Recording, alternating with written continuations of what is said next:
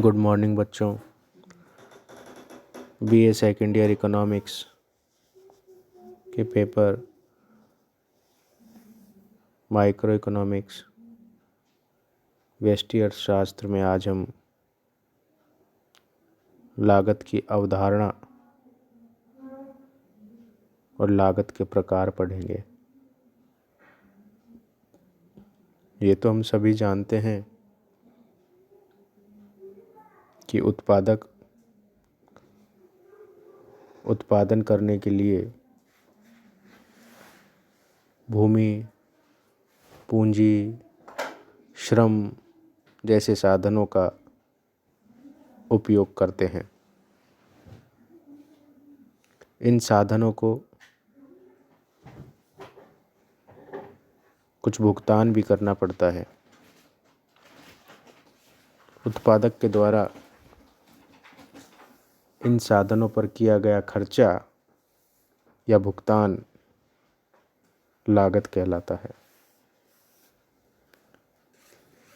ये लागत समय अवधि के आधार पर दो भागों में विभक्त की जा सकती है।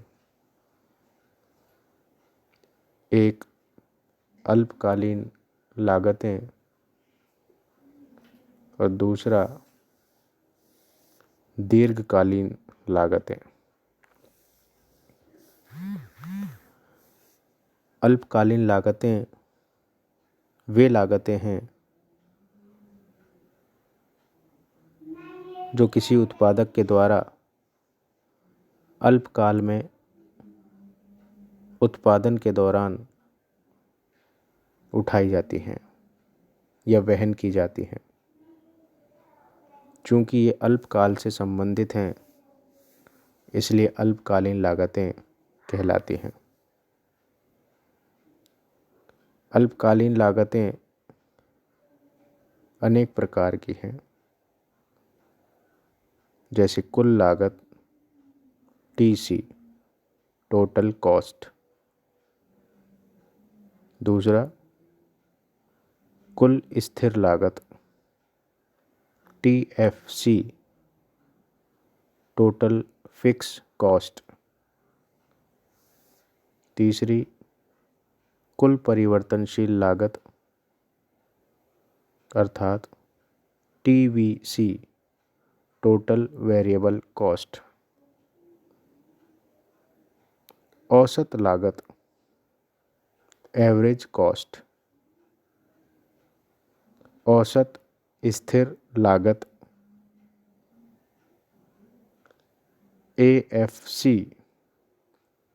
एवरेज फिक्स कॉस्ट, औसत परिवर्तनशील लागत ABC अर्थात एवरेज वेरिएबल कॉस्ट, और अंत में सीमांत लागत, जिसे हम अल्पकालीन सीमांत लागत भी कहते हैं। अंग्रेजी में इसे SMC short term marginal cost कहा जाता है। दूसरी ओर दीर्घकाल इतना लंबा समय होता है जिसमें उत्पादक अनेक साधनों की मात्रा में परिवर्तन कर सकता है। दीर्घकाल में स्थिर साधन एवं परिवर्तनशील साधन का भेद समाप्त हो जाता है, अर्थात सारे साधन परिवर्तनशील हो जाते हैं।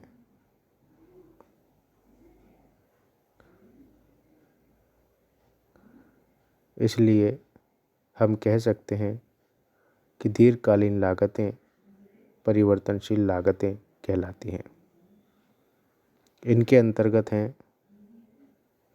दीर्घकालीन कुल लागत LTC अर्थात लॉन्ग टर्म टोटल कॉस्ट, दूसरा दीर्घकालीन औसत लागत LAC long term average cost. तीसरा दीर्घकालीन सीमांत लागत LMC long term marginal cost.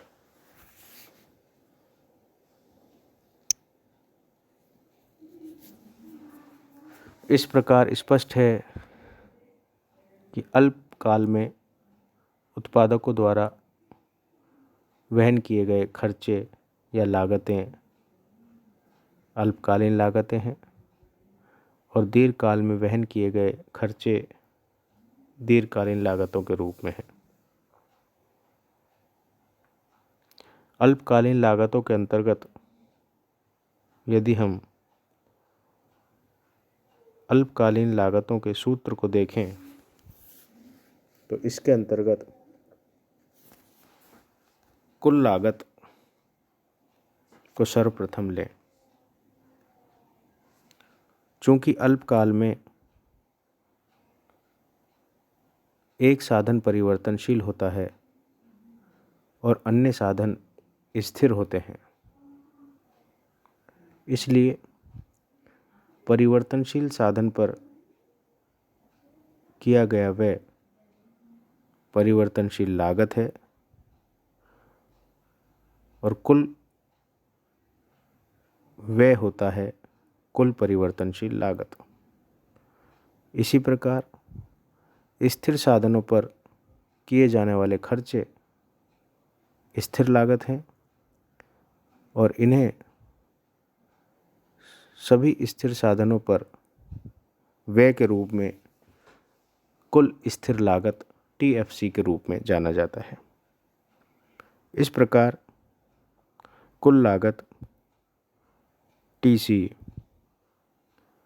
TFC और TVC के योग के बराबर होती है, अर्थात अल्पकाल में कुल लागत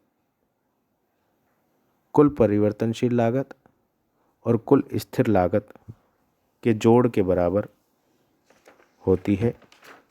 यही कुल लागत का सूत्र है।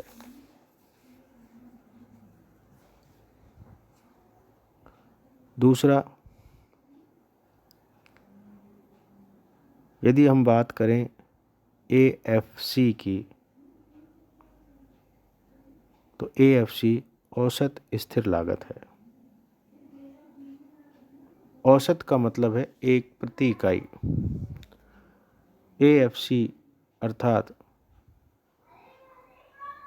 स्थिर साधन की एक इकाई पर किया गया व्यय। जब हम कुल स्थिर लागत को उत्पादन से भाग दे देते हैं तो AFC प्राप्त होती है। इसी प्रकार AVC अर्थात परिवर्तनशील साधन की प्रति इकाई पर होने वाला खर्चा, जिसे हम कुल परिवर्तनशील लागत और उत्पादन के अनुपात के रूप में देखते हैं।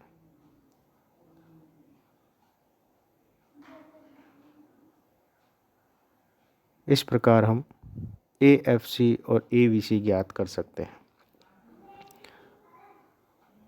AC औसत लागत कहलाती है। इसे SAC भी कहते हैं।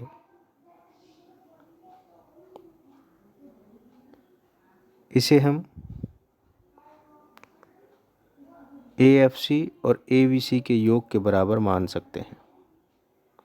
यह औसत स्थिर लागत और औसत परिवर्तनशील लागत के जोड़ के बराबर होती है, अर्थात AC बराबर AFC प्लस AVC। दूसरे शब्दों में कुल लागत का उत्पादन से भाग औसत लागत होता है। चूँकि हम जानते हैं कि TC इज इक्वल बराबर TFC प्लस TVC होता है, इसलिए TFC ज्ञात करने के लिए कुल लागत में से कुल परिवर्तनशील लागत को घटा दिया जाता है, अर्थात TFC बराबर TC माइनस TVC। इसी प्रकार TVC बराबर TC माइनस TFC होता है। इसके अतिरिक्त अल्पकालीन सीमांत लागत को ज्ञात करने के लिए कुल लागत में परिवर्तन को उत्पादन में परिवर्तन से भाग दिया जाता है। दूसरे शब्दों में, उत्पादन में परिवर्तन होने के परिणाम स्वरूप कुल लागत में होने वाला परिवर्तन अल्पकालीन सीमांत लागत कहलाता है। चित्र के अनुसार हम देख सकते हैं